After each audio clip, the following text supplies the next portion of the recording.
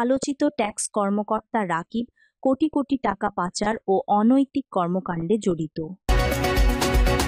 হাসিনা দেশে ফিরে আসবে, বিএনপির অস্তিত্ব থাকবে না, গোলাম মৌলা রনি। লীগ নেত্রী আকলিমা তুলি গ্রেপ্তার। এতক্ষণ শুনছিলেন সংবাদ শিরোনাম, এখন থাকছে বিস্তারিত। বোর্ডের এনবিআরের আয়কর গোয়েন্দা ও তদন্ত ইউনিটের আইটিআইআইইউ এর কমিশনার মোহাম্মদ আব্দুর রকিব, যিনি কর গোয়েন্দার দায়িত্বে, এই কর্মকর্তা একাধিক বিতর্কিত কর্মকাণ্ডে জড়িত বলে অভিযোগ উঠেছে। বিশেষভাবে তার সম্পর্ক ডক্টর ইউনূসের ট্যাক্স ফাঁকি নেটওয়ার্কের সঙ্গে। শোনা যায়, ডক্টর ইউনূসের প্রতিষ্ঠানগুলো এই রাকিবের মাধ্যমে প্রতিনিয়ত হাজার হাজার কোটি টাকা কর ফাঁকি দিচ্ছে। রাকিব ট্যাক্স ফাঁকি দেওয়ার ফাঁক-ফোকর তৈরি করে দিচ্ছেন। এ কারণে তিনি নিজেকে ডক্টর ইউনূসের আস্থাভাজন কর্মকর্তা হিসাবে পরিচয় দিচ্ছেন। প্রধান উপদেষ্টা ডক্টর ইউনূসের আশ্রয় প্রশ্রয়ে তিনি অবৈধভাবে শত কোটি টাকা উপার্জন করে বিদেশে পাচার করছেন বলে অভিযোগ উঠেছে। এছাড়াও তার ব্যক্তিগত জীবনে নারীদের নিয়ে অনৈতিক কর্মকাণ্ড চালানোর কথাও শোনা যাচ্ছে। রাকিবের মাধ্যমে ডক্টর ইউনূসের প্রতিষ্ঠান ও দেশের কর ব্যবস্থা মহা ফাঁকি দিচ্ছে। এই কর্মকর্তার অবৈধ কর্মকাণ্ডের ফলে হাজার কোটি টাকার ক্ষতি হচ্ছে এবং দেশের রাজস্ব আয় সংকুচিত হচ্ছে। শোনা যায়, তিনি নিজের অর্থ উপার্জনের পাশাপাশি ব্যক্তিগত স্বার্থে বিদেশে টাকা পাচার করছেন। বিশ্লেষকেরা সতর্ক করে বলছেন, এই ধরনের কর্মকর্তার কর্মকাণ্ড দেশের কর ব্যবস্থা সম্পূর্ণ অস্থিতিশীল করতে পারে। হাসিনা দেশে ফিরে আসবে, বিএনপির অস্তিত্ব থাকবে না, গোলাম মওলা রনি। গোলাম মওলা রনি বিএনপির এক আলোচিত এমপির নাম। তিনি বিভিন্ন সময়ে বিতর্কিত বক্তব্য দিয়ে আলোচনার কেন্দ্রবিন্দুতে পরিণত হন। এবার তিনি ভয়াবহ এক বক্তব্য দিয়ে ফের আলোচনায় আসেন। গোলাম মওলা রনি বলেন, হাসিনা দেশ থেকে পালিয়ে যায়নি, তাকে ভারতে দিয়ে আসা হয়েছে। হাসিনা ভারতে যাওয়ার পর বিরোধী দলগুলো হাঁপ ছেড়ে বেঁচেছে। কিন্তু রনি বলেন, হাসিনা আবার দেশে ফিরবে। এবার দেশে ফিরলে আবার ভয়ঙ্কর রূপে ফিরবে, এতে কোনো সন্দেহ নাই। বাংলাদেশের রাজনীতিতে আবার যদি শেখ হাসিনা ফিরে, তাহলে বিএনপির অস্তিত্ব ধ্বংস করে দেবে, এতে কোনো ভুল নেই। তিনি বিএনপির নেতাকর্মীদের সতর্ক করে বলেন, আপনারা যারা লুটপাট চাঁদাবাজি করছেন, হিসাব করে কইরেন। এটাই আপনাদের জীবনের শেষ সুযোগ হতে পারে, কারণ আপনাদের এই কৃতকর্মের কারণেই একদিন শেখ হাসিনা দেশে ফিরবে। এবার দেশে ফিরলে আপনাদের বংশসহ নির্বংশ করে দিবে হাসিনা। হাসিনা তার এই কৃতকর্মের জন্য এখন পর্যন্ত অনুতপ্ত হয়নি। তিনি এই আন্দোলনের পর জাতির কাছে ক্ষমাও চায়নি। সে আরো মাঝে মাঝেই লাইভে এসে সকল দোষ চাপিয়েছে বিএনপি জামায়াতের ওপর। আপনারা শত্রুকে দুর্বল ভাবছেন, আর এই দুর্বল ভাবনাই আপনাদের জীবনে কাল হয়ে দাঁড়াবে। শেখ হাসিনা জীবনে কখনো পরাজয় মেনে নেয়নি, আর জীবনে কখনো পরাজয় মানতেও রাজি নয়। আপনারা যত ভুল করবেন, শেখ হাসিনা দেশে আসার পথ ততটাই সহজ হবে। সুতরাং আমাদের দলের দলনেতা তারেক রহমান আমাদের যে নির্দেশনা দেন, সেই নির্দেশনা মোতাবেক আমাদের কাজ করতে হবে। আমরা যদি ব্যর্থ হই, তাহলে আমাদের দলের অস্তিত্ব সংকটে পড়বে। এমনকি বিএনপির নাম আর বাংলাদেশের মাটিতে নিতে ভয় পাবে। উপজেলা যুব মহিলা লীগের সভাপতি আকলিমা খাতুন তুলিকে গ্রেফতার করেছে পুলিশ।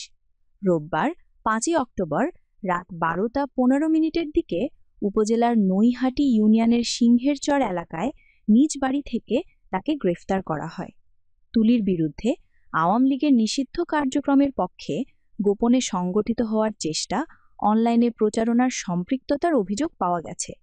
জানা যায়, আকলিমা তুলি রূপসা উপজেলা যুব মহিলা লীগের সভাপতি এবং জেলা যুব মহিলা লীগের সহসভাপতি। তিনি আওয়ামী লীগের কার্যক্রমে নিষেধাজ্ঞা জারির পরও অনলাইনে আওয়ামী লীগের পক্ষে সক্রিয় এবং গোপনে দলীয় বৈঠক আয়োজন সহ সংগঠন পুনর্গঠনের চেষ্টা করছিলেন। গত 23 ফেব্রুয়ারি রূপসা থানায় দায়ের একটি রাজনৈতিক মামলায় তাকে গ্রেফতার দেখানো হয়েছে।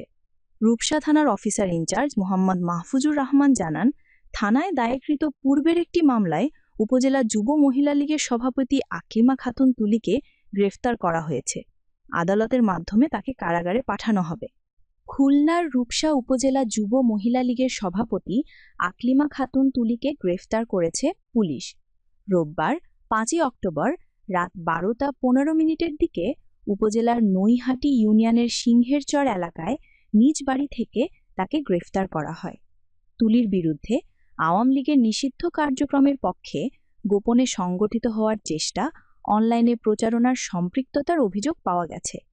জানা যায়, আকলিমা তুলি রূপসা উপজেলা যুব মহিলা লীগের সভাপতি এবং জেলা যুব মহিলা লীগের সহসভাপতি।